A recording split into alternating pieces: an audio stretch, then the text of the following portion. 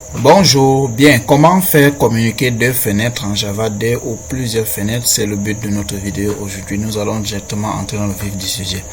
Je propose que nous puissions créer une nouvelle JFrame dans un projet existant que nous allons appeler Frame 1, la première frame.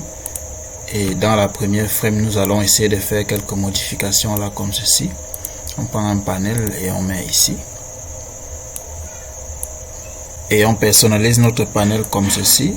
Vous n'êtes pas obligé de personnaliser, mais nous pouvons le faire aussi comme cela. Voilà, on va donner une taille de 24 et une couleur de fond, couleur du texte blanc. Et là on va appeler fenêtre 1. On va centrer. Voilà. Et dans la fenêtre 1, nous allons créer un label ici. On va positionner ce label ici comme ceci. Ce label aura une taille de 24 et on change sa couleur. Une couleur qui va frapper aux yeux. Voilà. D'accord. Notre label, on va lui donner par défaut un résultat. Et ici on va l'appeler RES directement et on va le mettre en public. D'accord. Et nous allons créer un text field ici qui va nous permettre de modifier directement les valeurs là. Ce text field, on va l'appeler texte simplement. Sa taille 18.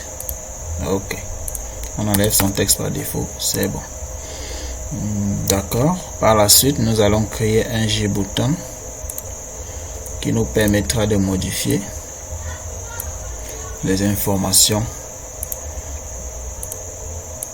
de la fenêtre courante. Modifier. Voilà. On copie ce bouton, on le colle. Et le deuxième bouton. Attention. Voilà. Il n'y a pas de problème. Le deuxième bouton, ce sera affiché pour la fenêtre 2. Voilà, c'est ce bouton qui va nous permettre de communiquer avec la fenêtre 2 et d'afficher ces données. Nous allons donc prendre notre label qu'on va, d'ailleurs on peut copier ce label. On va le placer en bas. Ce label aura pour nom, on va l'appeler RES2. Donc il va prendre le résultat de la deuxième fenêtre. D'accord. On peut même diminuer notre fenêtre comme ceci. On n'a pas besoin qu'elle soit très grande. D'accord. Ici nous allons créer notre JButton qui va permettre d'ouvrir la fenêtre 2. On va dire là ouvrir la deuxième fenêtre. Voilà. 18. D'accord. Nous avons donc notre première fenêtre. Nous allons déjà lui donner un événement ici. Ici c'est res. J'espère que c'est res. Nom de variable res. Ici c'est res2. Ici c'est le texte. D'accord. Ok. Ici dans la première fenêtre, on va entrer. On va directement dire texte. Res plutôt. Point set texte. Point get texte.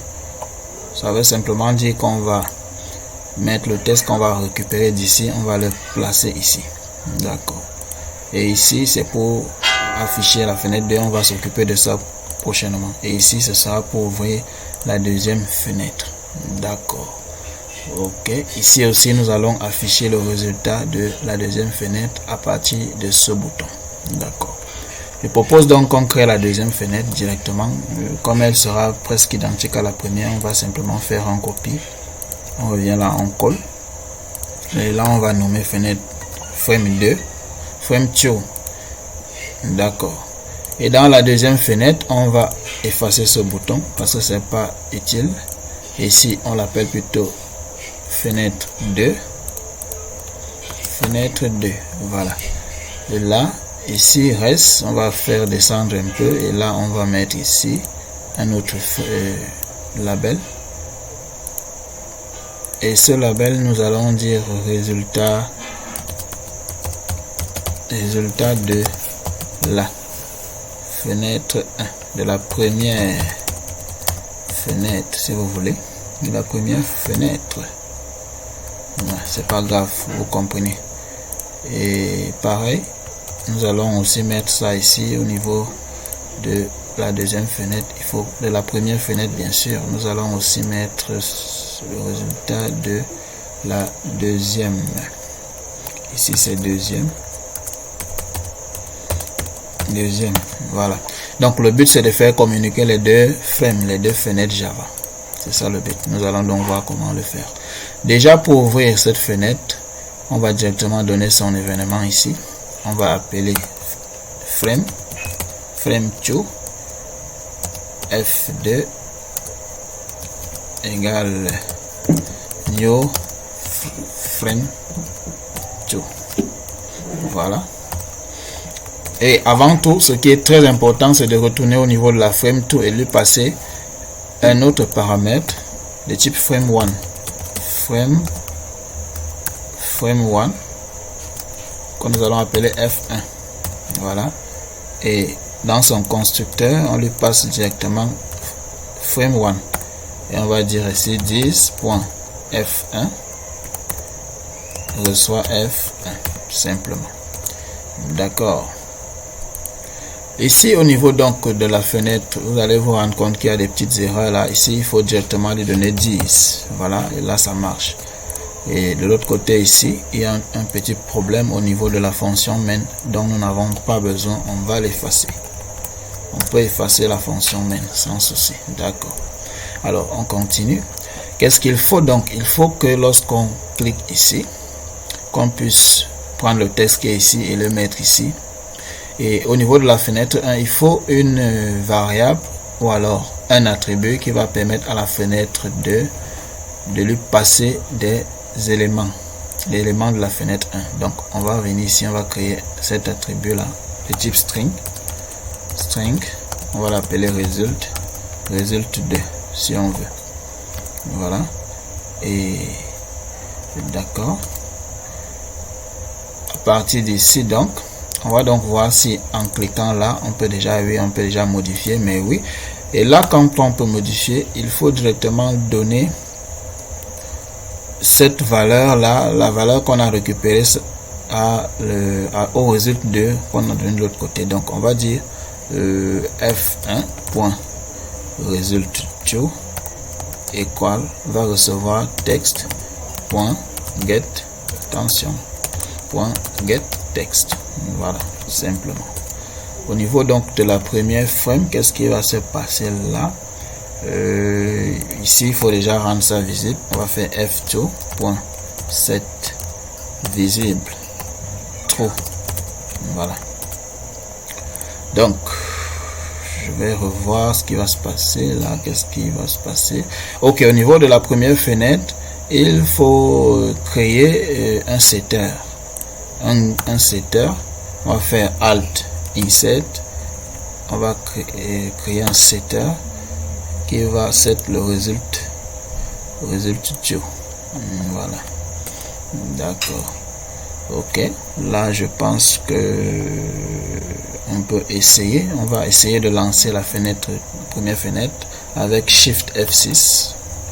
Dès que nous avons notre première fenêtre. D'ailleurs, il faut déjà qu'on centre ces fenêtres là. 10.set location relative to null. Voilà. On peut copier ce même code. On va le coller ici pour ne pas perdre en temps. D'accord. On va aller. On lance. D'accord. Dès qu'on lance, on ouvre la deuxième fenêtre ici. On saisit un peu un texte là. On va dire bonjour. Je suis la fenêtre. La fenêtre 2. Modifier. Voilà. C'est bien modifié ici. On peut dire bonjour. Je suis la fenêtre. Modifier. C'est bien modifié. Maintenant, si je vais afficher pour la fenêtre, attention, ici il y a toujours fenêtre 2. Ça marche pas du tout. D'accord. Ok, on va donc changer, on va revenir ici et on change ceci, affiché pour la fenêtre 1 plutôt au lieu de 2, ce sera 1. Résultat de la première fenêtre, voilà. Ici donc pour afficher ça, qu'est-ce qu'il faut faire? On va dire 10.restio.setText f1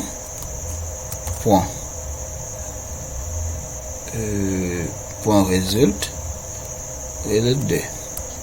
Bon, on n'est pas obligé de faire ça, on va dire .text .get text. Voilà, c'est ce qu'on doit faire.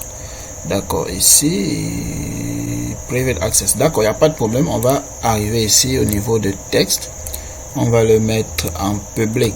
Attends, c'est ce que nous n'avons pas fait. On le met en public. D'accord, là ça marche. Private access f1.getText.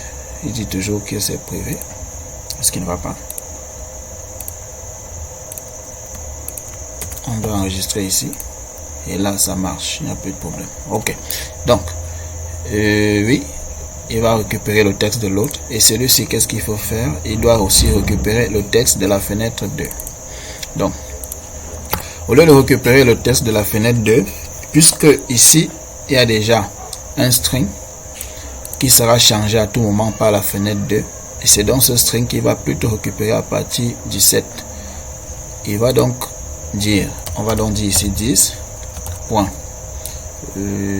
.restio.setText result 2 simplement. D'accord, c'est ce qu'il faut faire. Là on va exécuter pour voir. On affiche la deuxième fenêtre et on essaye. On va dire c'est bonjour, je suis la fenêtre 1. Modifier, et ici on y va, on va dire bonjour, je suis la fenêtre 2.